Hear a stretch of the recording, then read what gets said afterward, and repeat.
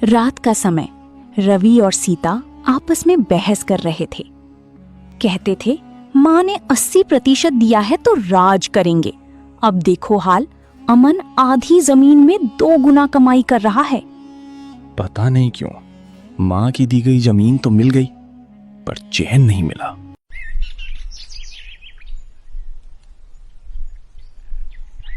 गांव के कुछ बुजुर्ग और किसान लोग पीपल के पेड़ के नीचे बैठकर बातें कर रहे थे।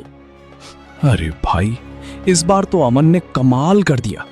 इतनी कम जमीन में इतनी बढ़िया धान की फसल, मानो खेत में सोना उगाया हो। सच कह रहा है अमन, हम लोगों की तो 8-8 बीघे की फसल भी उसके सामने फीकी लग रही है। लगता है उसने जैविक तरीका अपनाया, खाद भी खुद बनाई और समय पर खेत की देखभाल की। उसकी मेहनत रंग लाई। अमन भाई जैसे लोग ही गांव का नाम रोशन करते हैं। कुछ साल बाद अब अमन के पास आधुनिक ट्रैक्टर, ट्यूबवेल और एक गोदाम था। अमन ने अब कई गुना जमीन बढ़ा ली थी। गीता एक रजिस्टर में हिसाब लिख रही थी। अमन एक व्यापारी से मिलकर लौटता है।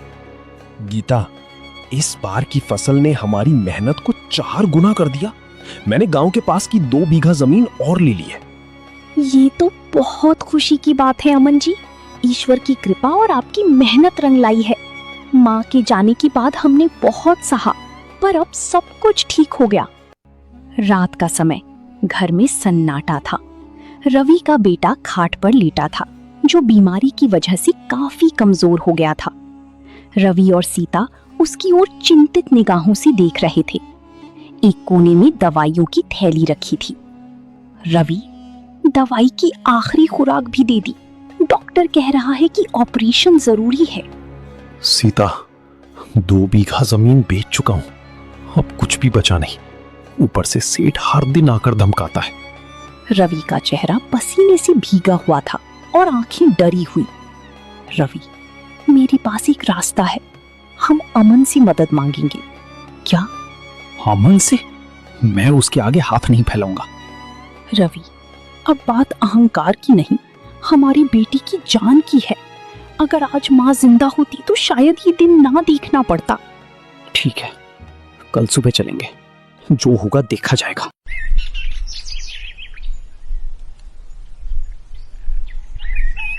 अगली सुबह अमन और गीता तुलसी में पानी चढ़ा रहे थे।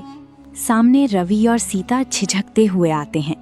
अमन दोनों को देखकर चौंक जाता है। भैया भाभी, आइए, अंदर आइए। कैसे आना हुआ? दीदी आइए, बैठिए, मैं आपके लिए चाय लाती हूँ। नहीं गीता, आज हम कुछ मांगने आए हैं। अमन, मेरी हालत तुमसे छिपी नहीं है। बेटा बीमार है और इलाज जरूरी है। 2 बीघा जमीन बिक चुकी है। अब बस वो बची है जिसे कभी मैंने माँ के बहाने तुमसे छीन लिया था। भैया, आप बैठिए। ये घर भी आपका है और हम भी। कहिए, कितना चाहिए? अमन, सेठ रोज धमका रहा है। कहता है अगर मेरे पैसे वापस नहीं मिले तो जमीन पर कब्जा कर लूंगा। आप चिंता मत कीजिए भैया, मैं कल ही अस्पताल का पूरा खर्च उठाऊंगा और सेठ का कर्जा भी चुका दूंगा। अमन, मैंने तुम्हारे साथ बहुत अन्याय किया, तुमसे तुम्हारा हिस्सा छीना और बदले में आज मैं खुद ठोकर खा रहा हूं। भैया, समय सबसे बड़ा शिक्षक है। जो कुछ भी हुआ वो सबक था, लेकिन हम अब भी भाई हैं और भाई मुसीबत में साथ नहीं आएगा तो कौन आएगा? उधर गीता और सीता आपस में बात कर रही थीं। गीता, हमने तुम्हें कभी नहीं समझा, पर आज जब सब छिन गया तब एहसास हुआ कि रिश्तों से बड़ा कुछ नहीं होता। दीदी, बीते दिनों को भूल जाइए। अब हमें मिलकर भविष्य के बारे में सोचना चाहिए। दोपहर का समय, अस्पताल के एक कमरे में रवि का बेटा बिस्तर पर लेटा था। उसका इलाज चल रहा था। अमन डॉक्टर से बात कर रहा था। गीता और सीता पास में बैठी थी। अब घबराने की जरूरत नहीं। बच्चे का इलाज सही समय पर हो गया। बच्चा अब धीरे धीरे स्वस्थ हो जाएगा। धन्यवाद डॉक्टर साहब, आप और अमन दोनों ने मेरे बच्चे को दूसरी जिंदगी दी है। भैया, मेरे लिए आपका झुकना सबसे बड़ा बोझ है। बस अब ये बात हमेशा याद रखिए, हम परिवार हैं। कुछ दिन बाद घर में सब मिलकर बैठते हैं। एक बड़ी चौकी पर चटाई बिछी थी। अमन, गीता, रवि, सीता और बच्चा। गीता, अगर तुम ना होती तो आज हम ना जाने किस हालत में होते।